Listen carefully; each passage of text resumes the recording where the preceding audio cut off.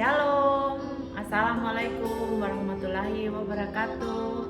Om Swastiastu, Namo Buddhaya, salam kebajikan. Saya akan menyampaikan dasar hukum pelaksanaan pelatihan dasar calon pegawai negeri sipil. Yang pertama, Undang-Undang Nomor 5 Tahun 2014 tentang Aparatur Sipil Negara.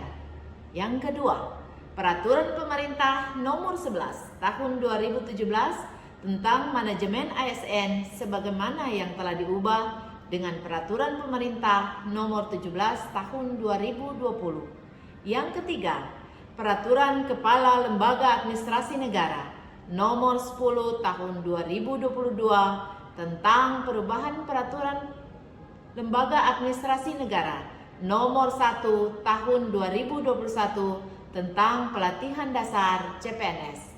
Yang keempat, Keputusan Kepala Lembaga Administrasi Negara Nomor 13-KTT1-PDP-07-2022 tentang pedoman penyelenggaraan pelatihan dasar calon pegawai negeri sipil. Yang kelima, Keputusan Kepala Lembaga Administrasi Negara Nomor 14-K-1-PDP-07-2022 tentang kurikulum pelatihan dasar calon pegawai negeri sipil. Bagaimanakah model penyelenggaraan pelatihan dasar CPNS? Mari kita ikuti bersama-sama. Ya, model pelatihan dasar CPNS yaitu ada 3, secara model klasikal, model blended learning, dan distance learning, di mana model klasikal hanya diperbolehkan bagi daerah-daerah yang dianggap belum siap secara infrastruktur, dan model blended terdiri dari pembelajaran mandiri atau MOC yang dikelola oleh lembaga administrasi negara, distance learning, dan pembelajaran klasikal.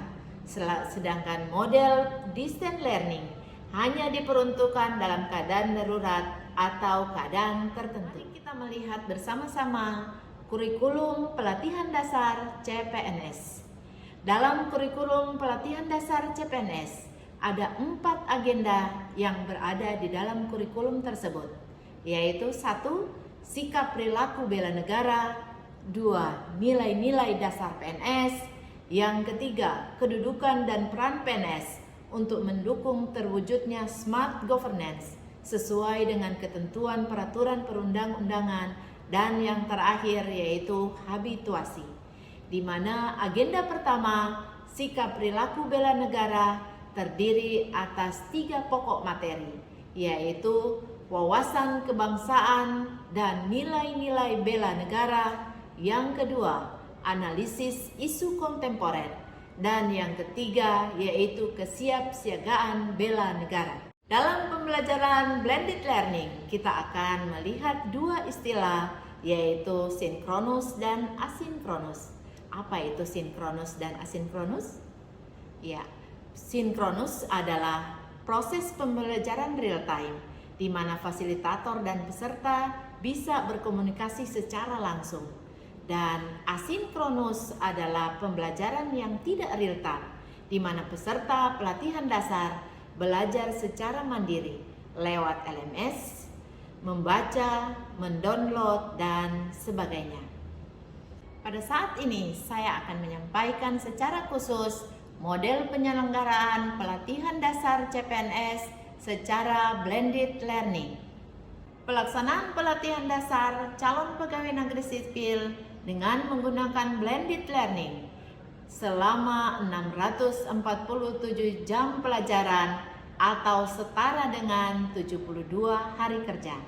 Dan untuk agenda 1 dilaksanakan selama 40 jam yang terdiri dari 9 jam MOOC, 20 jam asinkronus, 5 jam sinkronus, dan 12 jam secara klasikal. Hari pertama kita akan memaparkan materi secara sinkronus dan asinkronus, di mana sinkronus akan dipaparkan selama 2 jam pelajaran dan asinkronus selama 8 jam pelajaran.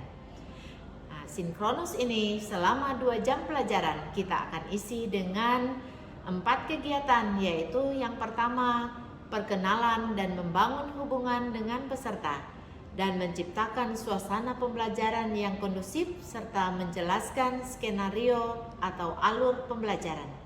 Yang kedua, melakukan tanya jawab, pengalaman dan pemahaman hasil MOC, menjelaskan tujuan pembelajaran dan overview substansi agenda pertama. Yang ketiga, memberikan penguatan atau pendalaman materi tentang implementasi terkait rencana aksi bela negara, dan yang terakhir, penjelasan tugas individu dan kelompok. Dan untuk pemaparan asinkronus selama 8 jam pelajaran, yaitu memberikan kesempatan kepada peserta untuk pelaksanaan tugas seperti tugas individu dan tugas kelompok. Dalam pelaksanaan asinkronus 8 jam pelajaran di hari kedua, kita akan memberi kesempatan kepada peserta untuk melaksanakan tugas individu dan tugas kelompok, di mana tugas individu membuat jurnal, membuat video, menyajikan learning journal dan video melalui media digital. Sedangkan tugas kelompok yaitu membuat video indahnya Indonesia dengan yel-yel, bela negara, dan wawasan kebangsaan. Dalam pembelajaran hari ketiga, skenarionya kita akan isi dengan asinkronus selama 6 jam pelajaran. Dan di dalam asinkronus ini kita akan memberikan mereka tugas secara individu dan tugas secara kelompok. Di mana tugas individu memberikan kesempatan peserta membuat ringkasan materi kesiapsiagaan bela negara melalui rekaman suara dan membuat rencana aksi bela negara. Pada tahap yang terakhir, kita akan memberikan materi secara klasikal yang akan dilakukan selama 12 jam pelajaran. Dalam pelaksanaan klasikal ini akan diisi dengan beberapa kegiatan, diantaranya yaitu pendalaman materi agenda 1 terkait wawasan kebangsaan, nilai-nilai bela negara, serta analisis isu kontemporer. Yang kedua, membentuk tim dan melakukan permainan kelompok. Yang ketiga, pembelajaran dan praktek PBB dan tata upacara sipil. Yang keempat, pemberian materi dan praktek keprotokolan. Yang kelima, caraka malam, upacara dan api unggun. Dan tidak lupa kita membuat kesimpulan atas apa yang didapat dalam agenda 1, dan kita pun memberikan apresiasi atas partisipasi dan antusiasme dari peserta.